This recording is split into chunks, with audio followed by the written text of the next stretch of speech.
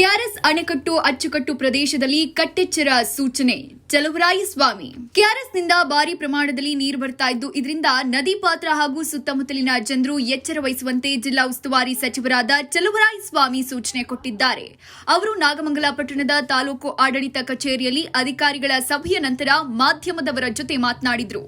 ಜಿಲ್ಲೆಯಲ್ಲಿ ಹೆಚ್ಚಿನ ಮಳೆ ಬೀಳ್ತಾ ಇರುವುದರಿಂದ ಕೆಆರ್ಎಸ್ ಅಣೆಕಟ್ಟಿನ ನೀರಿನ ಮಟ್ಟ 120 ಅಡಿ ದಾಟಿದೆ. ಹೆಚ್ಚಿನ ಮಳೆ ಆಗ್ತಿರುವ ಹಿನ್ನೆಲೆ ಹೇಮಾವತಿ ಜಲಾಶಯ ಭರ್ತಿಯಾಗೋದ್ರಿಂದ ಹೆಚ್ಚುವರಿ 20,000 ಕ್ಯೂಸೆಕ್ ನೀರು ಕೆಆರ್ಎಸ್ ಅಣೆಕಟ್ಟಿಗೆ ಬರ್ತಿದೆ. ಕಬಿನಿಯಿಂದ 60,000ದಿಂದ 70,000 ಕ್ಯೂಸೆಕ್ ನೀರು ಬರ್ತಿದೆ. ಹೆಚ್ಚುವರಿ ನೀರನ್ನ ಕಾವೇರಿ ನದಿಗೆ ಬಿಡುಗಡೆ ಮಾಡಲಾಗ್ತಿದೆ. ಕೆಆರ್ಎಸ್ನಿಂದ 1 ಲಕ್ಷ ಕ್ಯೂಸೆಕ್ ವರೆಗೂ ನೀರನ್ನ ಬಿಟ್ರೆ ಯಾವುದೇ ತೊಂದರೆ ಆಗಲ್ಲ. ಮುನ್ನೆಚ್ಚರಿಕಾ ಕ್ರಮ ವಹಿಸುವ ಬಗ್ಗೆ ಈಗಾಗಲೇ ಗ್ರಾಮ ಪಂಚಾಯಿತಿ ಮಟ್ಟದಲ್ಲಿ ಸಮಿತಿ ರಚಿಸಿ ಭಿತ್ತಿ ಪತ್ರಗಳನ್ನು ಹಂಚುವ ಮೂಲಕ ಜಾಗೃತಿ ಮೂಡಿಸಲಾಗುತ್ತಿದೆ. ನಾವು ಏನೆಲ್ಲ ಎಚ್ಚರಿಕೆ ಕ್ರಮವನ್ನ ವಹಿಸಬೇಕು ಅದನ್ನ ವಹಿಸ್ತಾ ಇದ್ದೀವಿ.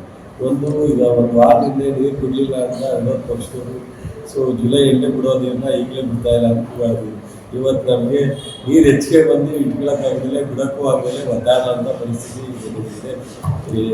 ಇವತ್ತು ಪ್ರಕೃತಿ ಯಾವ ಥರ ಅನ್ನೋದನ್ನ ನಾವು ರಾಜಕಾರಣ ಮಾಡೋಕ್ಕಾಗಲ್ಲ. ರಾಜಕಾರಣ ಮಾಡೋಕ್ಕೆ ಬಹಳ ಈಸಿ. ಪ್ರಕೃತಿ ನಾವು ಏನು ಯಾಕೆ ಮಾಡ್ತಕ್ಕಂಥದ್ದು. ರಾಗಿ ಗಿಡದ ಯಾವಾಗ ಅಂದರೆ ಅಕ್ಟೋಬರ್ ಮಳೆಯಲ್ಲಿ ಮಧ್ಯದಲ್ಲಿ ಬೇಗ ಹಾಕಿದ್ರೆ ಮಳೆಗಾಲ ಸಿಕ್ಕಿದ್ರೆ ರಾಗಿ ಹೋಗುತ್ತೆ ಅಂತ ಹಾಕಲ್ಲ. ಹಾಗಾಗಿ ಬಹುಶಃ ಇಲ್ಲಿ ಎಲ್ಲರಿಗೂ ರೈತರ ಹೆಚ್ಚಿಗೆ ಸೀತಾರಾಮನೇ ರೈತರನ್ನ ಅದು ಗೊತ್ತಿರುತ್ತೆ. ಸೊ ಅದರಿಂದ ಬಹುಶಃ ನಾವು ಈಗ 5,000 ನೀರನ್ನ ಅಣೆಕಟ್ಟು, ಬಿಸಿನಾಲೆ, ಮೈಸೂರು ಭಾಗಕ್ಕೆ ಎಲ್ಲ ಕಡೆ ಕೊಟ್ಟು ಎಲ್ಲ ಅಚ್ಚುಕಟ್ಟು ಏರಿಯಾದಲ್ಲಿ ಕೆರೆಕಟ್ಟೆಗೆಲ್ಲ ತುಂಬಿಸುವಂಥ ಕೆಲಸವನ್ನು ನಮ್ಮ ಅಧಿಕಾರಿಗಳು ಮಾಡಲಿಕ್ಕೆ ಸೂಚನೆ ಕೊಟ್ಟಿದ್ದೀವಿ.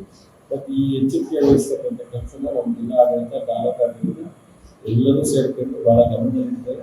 ನನಗೆ ಪ್ರತಿ 2 ಗಂಟೆಗೆ ಒಂದ್ಸಾರಿ ಈ ಎಲ್ಲ ವರದಿಯನ್ನು ಕೊಡಬೇಕಂತ ಜಿಲ್ಲಾಧಿಕಾರಿಗಳಿಗೆ.